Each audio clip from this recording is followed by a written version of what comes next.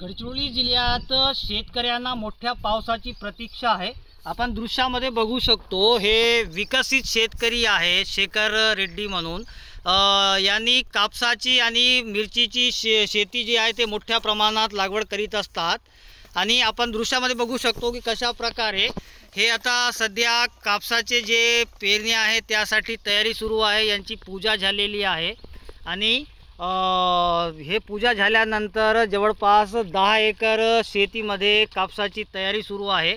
परंतु गडचिरोली जिल्ह्यात मोठा पाऊस नसल्यामुळे गडचिरोली जिल्ह्यातील अनेक भागात शेतकऱ्यांना पावसाची प्रतीक्षा आहे आणि शेतकरी मोठ्या पावसाची वाट जी आहे ते बघत आहेत। आणि गडचिरोली जिल्ह्यातील अनेक भागात फक्त 1-2-3 दिवस पाऊस आला होता, तेही रिमझिम पाऊस होता। यामुळे गडचिरोली जिल्ह्यातील शेतकऱ्यांना आता मिरची किंवा कापूस आणि भात शेती जे करतात त्यांना पावसाच्या प्रतीक्षा करावी लागत आहे। आणि सध्या आपल्यासोबत काही शेतकरी आहेत, त्यांच्यासोबत जाणून घेऊया। भैया, ये कौन सी खेती करते हैं आप? और काटन और चिल्ली करते। काटन और चिल्ली करते हैं। तो अभी क्या सिचुएशन है आपका? अभी बारिश का राह देख रहे हम लोग, बारिश आए तो फिर हम लोगों की फायदा हो जाएगा। अगर बारिश का भी काम नहीं कर सकते अभी इस साल में लेट जैसा दिख रहा बारिश पूरा। आपण बघू शकतो आणि या शेतकऱ्यांची मुलगी आहे आपल्यासोबत, ज्यांच्या हस्ते या शेतीची पूजा झालेली आहे। नमस्ते, आम्ही सिरोंचाच रहिवासी आहोत। आम्ही पावसाची खूप दिवसापासून वाट बघत आहोत, पण पाऊस येत नाही। तर आज आशाने आम्ही मुहूर्त ठेवलेला आहोत।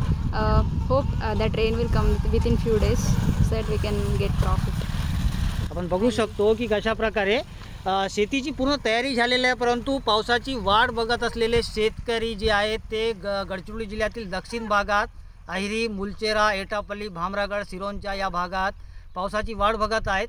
आणि दक्षिण भागात सर्वात जास्त लागवड कापसाची आणि मिरचीची केली जाते, परंतु पाऊस आला तर या शेतकऱ्यांना चांगला फायदा होईल, नाहीतर पुन्हा या शेतकऱ्यांना पेरण्या करावे लागेल असा एक सवाल किंवा शेतकऱ्यांच्या मनात भीतीही सध्या आहे।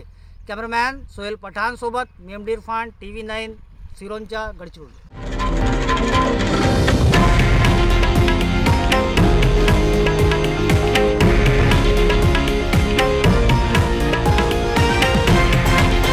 हे आहे देशातील नंबर 1 न्यूज नेटवर्क आणि आपण पाहत आहात TV9 मराठी, एकमेव।